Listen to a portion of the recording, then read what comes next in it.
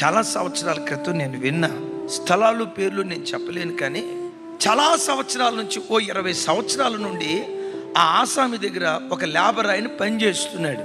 ఈ పని ఆయన ఒకరోజు వచ్చి, అయ్యా మా అబ్బాయి 10వ తరగతికి వచ్చాడు, ఒక 100 రూపాయలు ఫీజు కట్టాలా, ఇప్పుడు చదువుకుంటున్నాడు, 10th క్లాస్కి వచ్చాడయ్యా అంటే, ఈ భూస్వామి, రే లేబరోడి పిల్లలకు చదువు ఎందుకురా, చదువు ఎవరికి కావాలి, మాలాంటి భూస్వాములకు కావాలి, లేబరోడి పిల్లలకు చదువు ఎందుకురా అన్నాడట.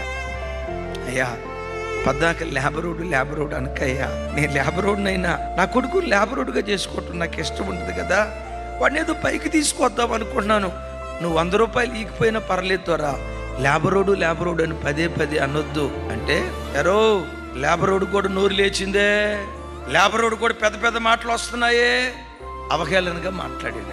ఆ లేబరోడు కొడుకు 10వ తరగతి పూర్తి చేసుకున్నాడు, ఇంటర్మీడియట్ పూర్తి చేసుకున్నాడు, ఎంసెట్ ఎగ్జామ్ రాశాడు, ఇంజనీరింగ్లో సీట్ వచ్చింది. ఇంజనీరింగ్ పూర్తయ్యే లోపే సత్యం కంప్యూటర్స్లో జాబ్ వచ్చింది. 2 సంవత్సరాలు జాబ్ చేశాడు. ఇక్కడి నుంచి డైరెక్ట్గా అమెరికా వెళ్ళాడు.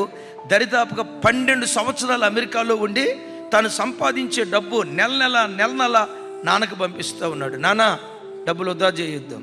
12 సంవత్సరాల తర్వాత తన ఊరు ఎలా ఉందో, ఆ తండ్రి కొన్నటువంటి పొలాలు ఎలా ఉన్నాయో, ఏ పొలాలకు ఆ డబ్బు ఇన్వెస్ట్ చేశాడో చూద్దామని కొడుకు అమెరికా నుంచి వచ్చాడు. ఆ తండ్రి కొన్న పొలాల్లో తిరుగుతూ ఉంటే 70 సంవత్సరాల వృద్ధాప్యంలో ఉన్న పెద్ద ఆయన ఆ పొలంలో పని చేస్తున్నాడట. డాడీని పిలిచి, డాడీ ఈయన ఎవరో నేను చూసినట్టుంది, ఎవరి డాడీ ఈయన?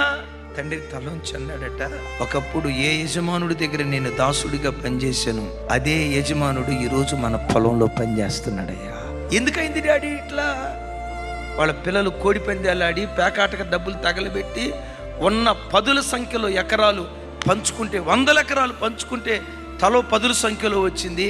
వీళ్ళ పేకాట వ్యసనం, వీళ్ళ కోడి పందాల వ్యసనం, మొత్తం పొలాలు అమ్ముకొని ఈరోజు తినటానికి తిండి లేక ఈ తండ్రికి మొద్దన్నం పెట్టకపోతే ఈ యజమానుడు తన భార్య ఆకలి తీర్చడానికి పొలంలో పనికొచ్చాడయ్యా.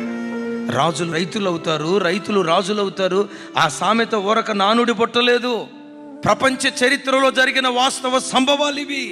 బిడ్డలారా, నా వైపు చూడండి. మీ ఉద్యోగ స్థలాల్లో ఎవరిని కూర్చైనా ఒకవేళ నీచంగా, హీనంగా, అవహేళనగా, తృణీకారపు మాటలు మాట్లాడారేమో, నా చేతులెత్తి దండం పెడతా. ఎదుటివాడిని నువ్వెంత ఘనపరుస్తావో నా దేవుడు నిన్నంత ఘనపరచడం ప్రారంభిస్తాడు. ఎదుటివాడిని ఎంత గౌరవంగా నువ్వు సంబోధించడం ప్రారంభిస్తావో నీ దేవుడు నిన్ను అంత గౌరవంగా చూసుకోవటం ప్రారంభించునుగాక.